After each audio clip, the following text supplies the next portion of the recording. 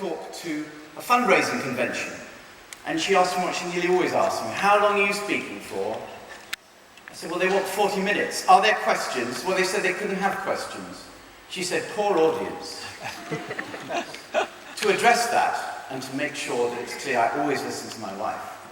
If anybody has any points, we don't have roving mics, but if you have points you want to make, put your hand up. At any point, I'm very interruptible, and I can relay your point to the audience and perhaps take it up. So I'm very happy to take points, questions, either now or towards the end of what I'm going to say.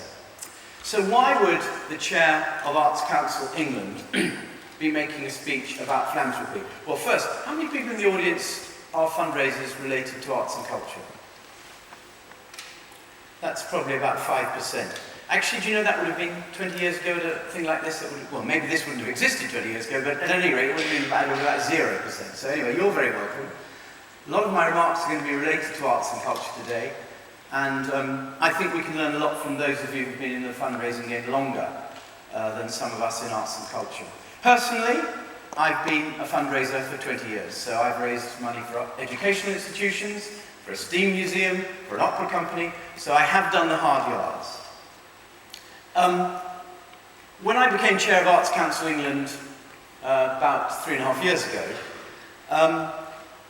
what I discovered was that, and indeed I don't think it's changed much, because CAF UK's numbers from last year say that about 1% of the money raised philanthropically in this country goes to arts and culture. Now there's a category error there, because quite a lot of money that goes to arts and culture, which is raised, say, for arts and culture working in hospitals or in prisons, is classified as prisons or hospitals. So I suspect that the percentage is higher than that, but let's say it's double, and it's 2%.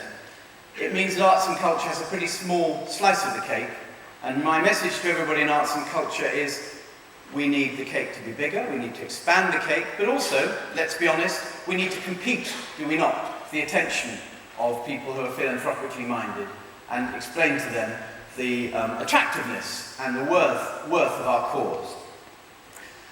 Also, when I joined the Arts Council about 3.5 years ago, I asked YouGov to do a survey, and the survey said, one of the questions, do you know that arts and cultural organisations are charities?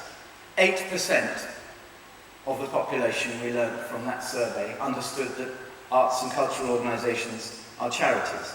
Now, why is that? Because historically, arts and cultural organisations have said, we make great plays, we put on great exhibitions, we do marvellous dance.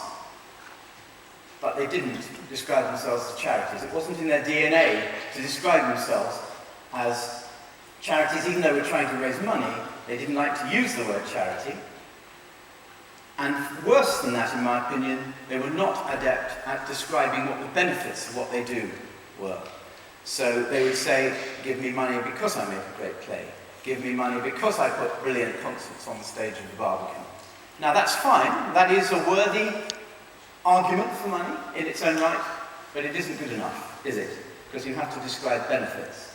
I think there's a further problem with raising money for arts and culture. Listening to the appeal of the week on Sunday evenings on Radio 4, and we've all heard those appeals. How do they start? They always start with the story of an individual, don't they? An individual in need. And that, as we all know, is how you get attention. You do not say, please give us money for the plight of 3 million refugees from the Middle East. You say, here is an individual child who's been orphaned. And that is how we plug at the heartstrings of the people we want to raise money from, and wisely so. But with arts and culture, can you select a victim? It isn't about victimhood. You can certainly select individuals who benefit from arts and culture, but it doesn't have quite the same power. So I think that's another aspect. A further issue, which I'll say a bit more about in a minute, with arts and cultural fundraising, is that 80% of the money raised philanthropically for arts and culture is raised by 50 organisations in London. And we're probably standing in one of them, the Barbican Centre.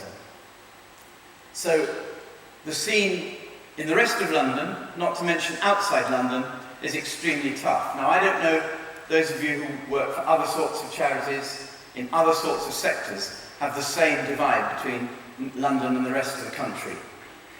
But in a minute, I'm just going to talk through what we've tried to do the Arts Council to construct for arts and cultural organisations a rationale for fundraising.